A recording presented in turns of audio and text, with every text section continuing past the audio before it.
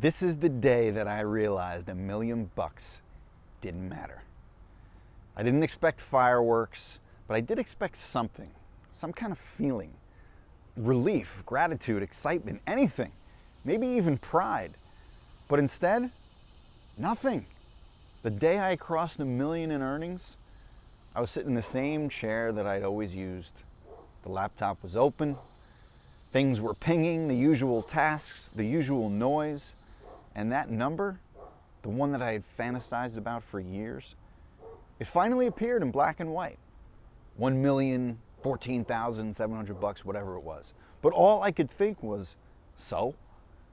I refreshed the screen a few times as if the feeling is gonna, load with that refresh. But it didn't. It was supposed to be the moment. It was supposed to be the arrival point, the proof that I was finally safe and successful and secure. But the emotional payoff never came. And this is what people never talk about. If you've trained your nervous system to run on chase mode for years and years and years, then hitting a milestone, even a 7-figure one, it often feels like nothing. Because your entire system, it's wired for pursuit and not arrival. Certainly not peace, and definitely not presence. So when I finally arrived, I flatlined. There was no joy, there was no I made it. Just a quiet, disorienting sense that maybe I had built the wrong game. That moment didn't ruin me, but it definitely cracked something. It kind of forced a question that I wasn't really ready for. If the $1,000,000 didn't change how I felt, what would? And this is the emotional hangover that no one really prepares you for. It's not burnout. It's not really depression. It's the identity collapse that happens when the finish line doesn't deliver the hit that you spent years chasing. So it's time to talk about why this happens and why so many high achievers quietly actually dread success once they get close enough to taste it. Okay? So here's why success often feels like a letdown. The hardest truth that I've learned after crossing that $1,000,000 mark, success, it's not an emotional guarantee. It's really a psychological mirror. Whatever is unresolved before you hit 7 figures, it really gets amplified afterwards. Let me explain what that means. Before I hit $1,000,000, I had a fantasy that the money would create peace, that the proof would really quiet the self-doubt, that finally being seen as a successful person would unlock some internal permission to rest. But what actually happened? Nothing really changed, except the pressure got worse. Now I had to maintain it. Now I had to prove that it wasn't a fluke. Now I had no excuse for why I still felt off. Success didn't fix the wound. It really just took away the distraction of the chase.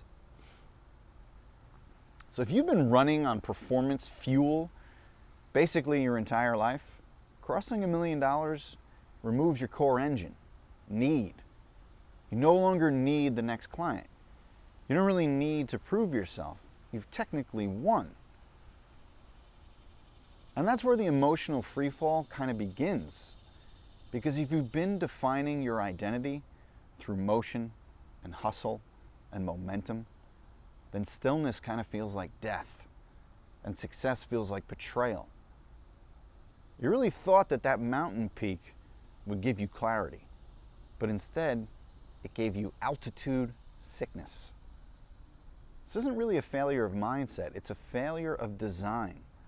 No one really taught us how to succeed with our humanity intact. We were taught how to grind, how to scale, how to win. But we were never really taught how to feel, how to receive, or how to rebuild identity after that climb is over.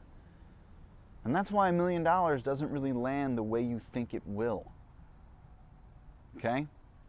Now I'm going to walk you through the real biology behind this, okay? And why your nervous system is quietly numbing your success without you even realizing it. So, this is your nervous system. All right? And it does not care about $1,000,000.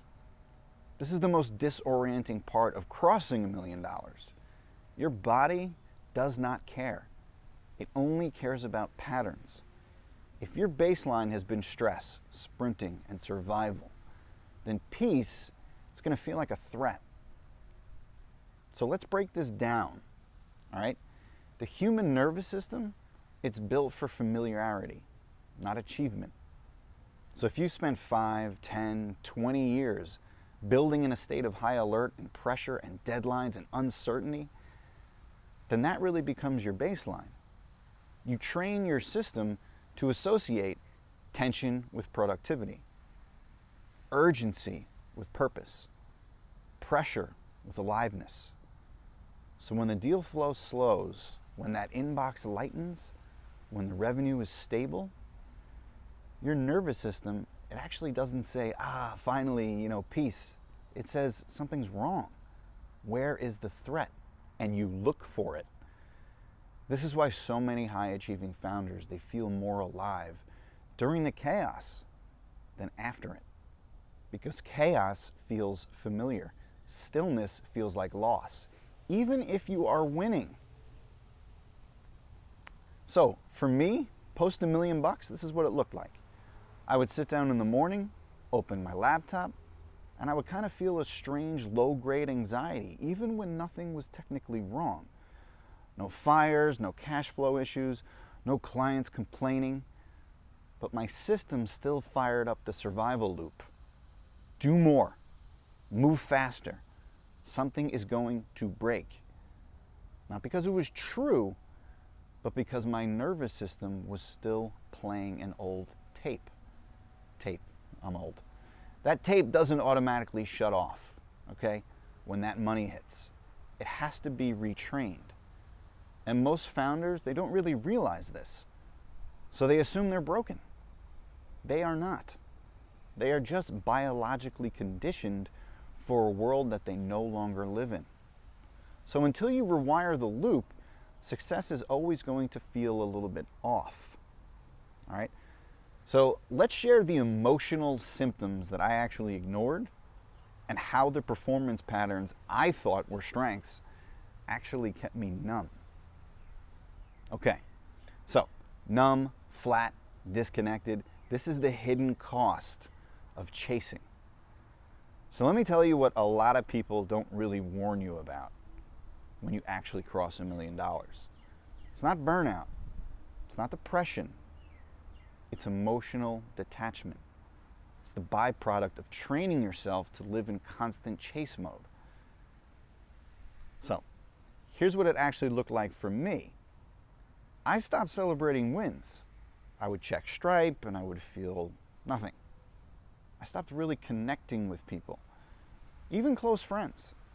Every conversation kind of felt like a networking event or even like a tactical breakdown. So joy felt performative.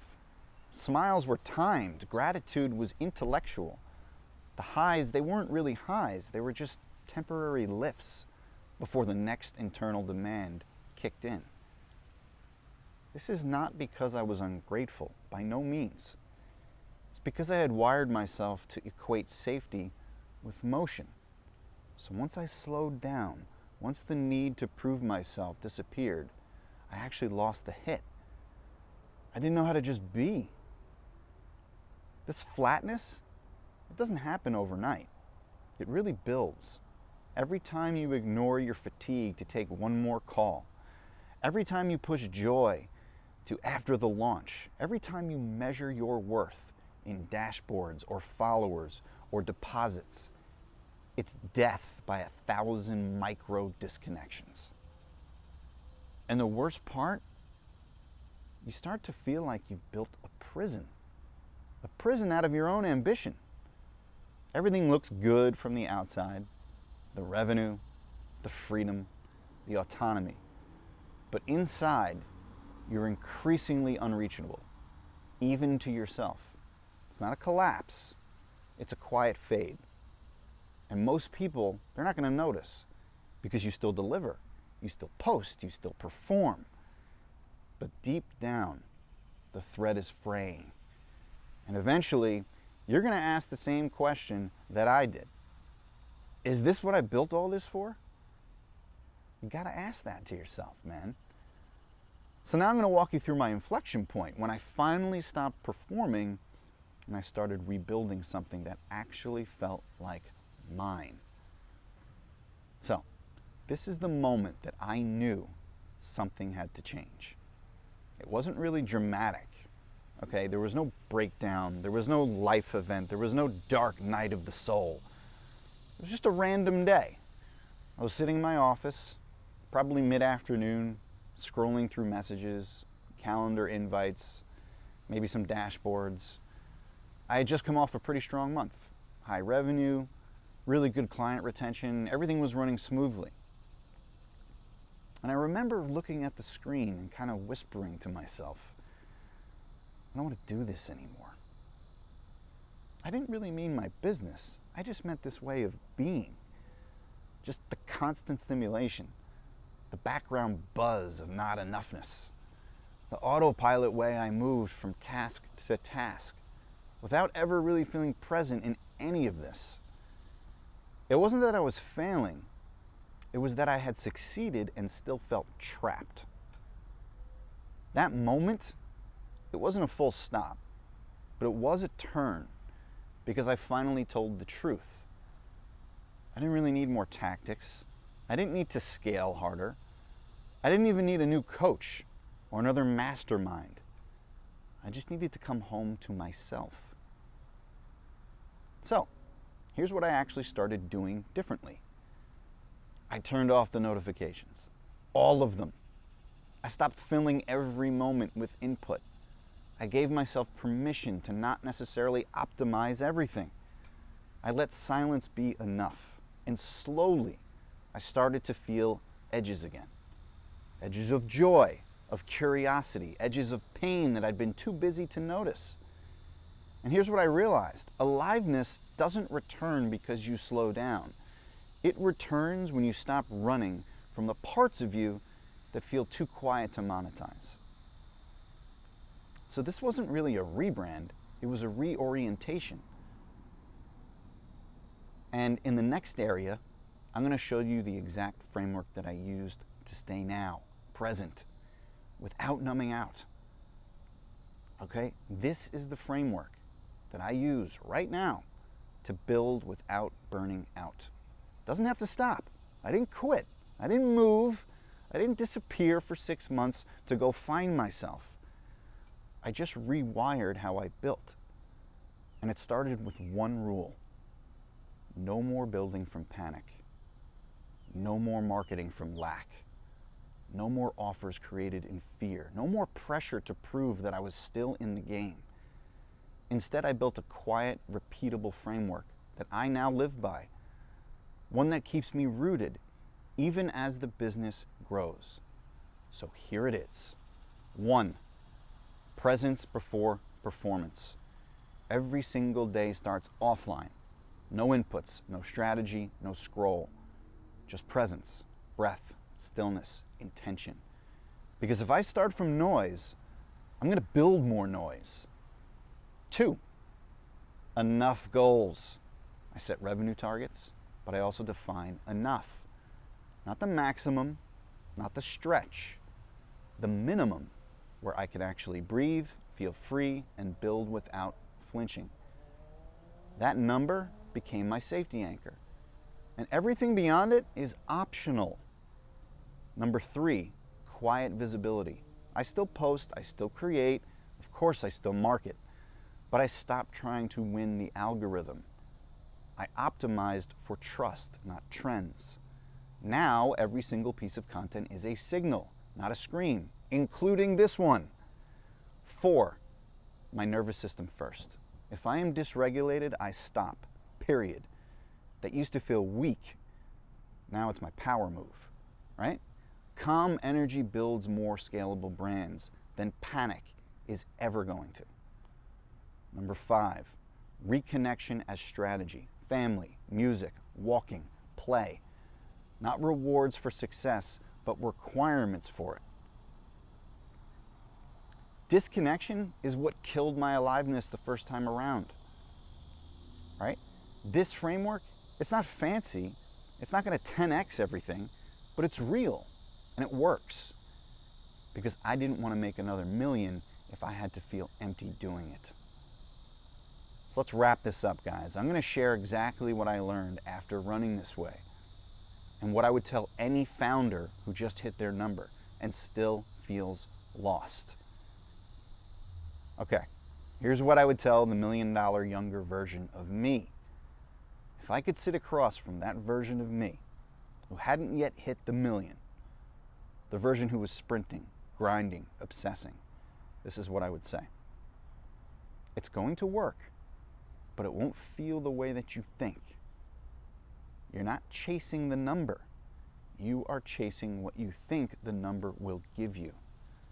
Peace, freedom, respect, belonging, relief. But here's the catch. The number will come, but those feelings, they're not going to arrive unless you build the capacity to feel them on the way up. If you teach your body to only feel alive in chaos, then success is going to feel like death. If you defer joy until the end, you are never going to trust it when it actually shows up.